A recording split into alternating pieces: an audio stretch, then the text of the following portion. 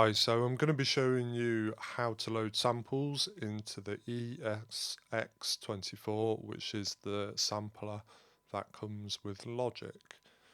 So what I've got here are two instances of the ESX24, and I'm going to show you two different ways that you can go about doing it. Like with a lot of things in Logic, you can do things in multiple different ways, and both are really handy to know. Okay, so we've got some samples here, and we're going to work with the 106 clean 80s bass sound. So just if we download that, I'm using Google Chrome here because it works nicely with downloads. Then we'll go to Show in Finder and we can see that the sample is there. Okay, so using the Command and Tab shortcuts, just going to go back to Logic. Okay, and I am going to click on the ESX24 to open it. So when we first load up the ESX24, it just plays a basic sine wave sound because there's no samples loaded. So first things first, in the top right hand corner, you'll see the edit button. If you click on the edit button, it brings up a keyboard and this blank area here. Now to load a sample so we can play it, what we need to do is go back to Finder and drag the sample onto the key we'd like to play it from. So I'm going to put this on C2. Now the reason I've put it on C2 is that I've taken the time to work out what note the key is okay that's been played on the original audio sample, and it is the note C.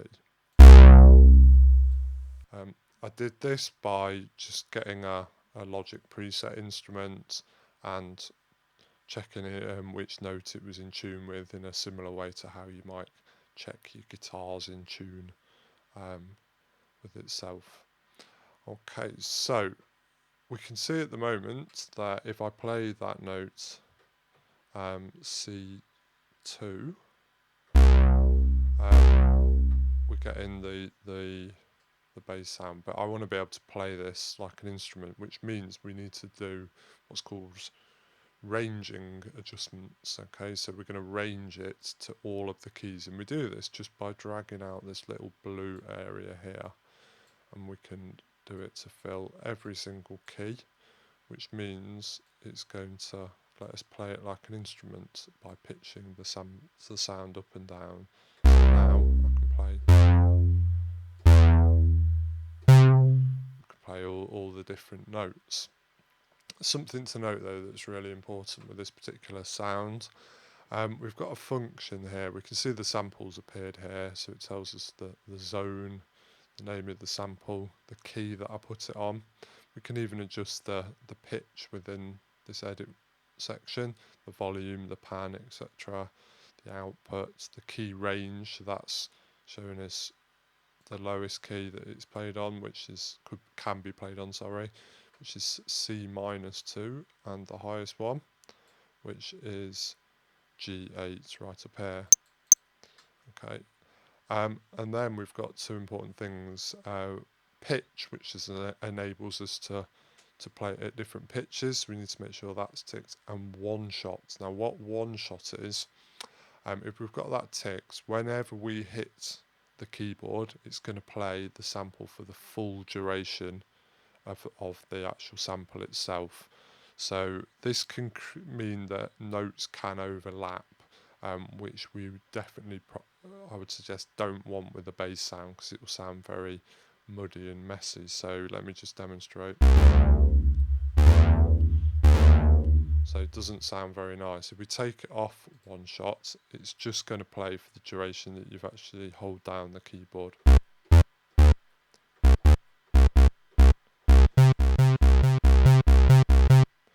Okay, so a much more controlled way of doing things. Okay, and then if I close this, we're going to save the instrument patch, and that means we'll be able to open it up again.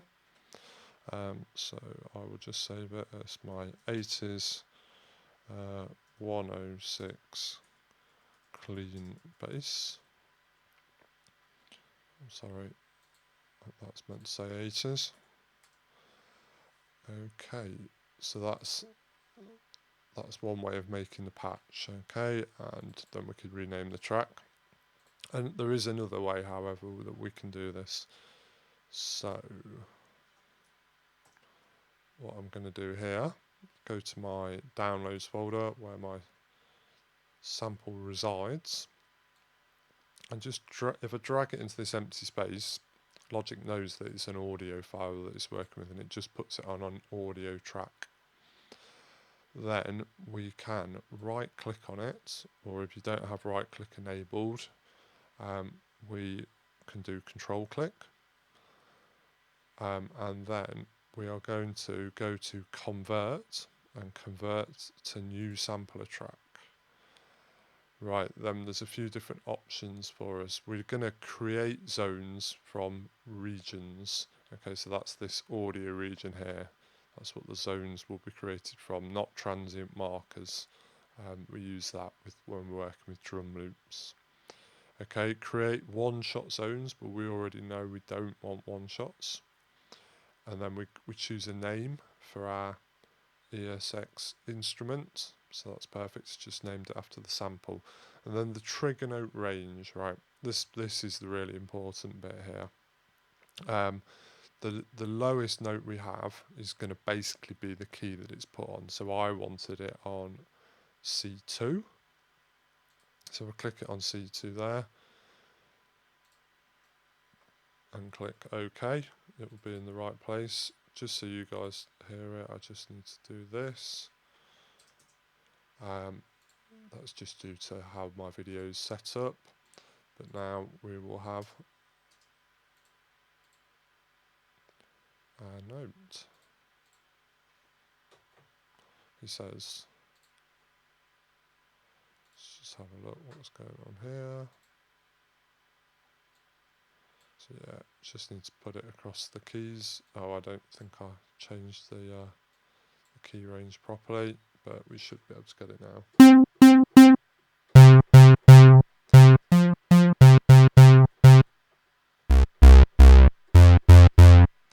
Okay, so that's another way to get to the same end. But yeah, unlike I did, please just be careful with the key range, and just remember that the lowest note you choose will be the note that the sample goes onto in the sampler.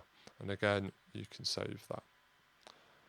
Okay, and that is how we get samples into the sampler, the basics of.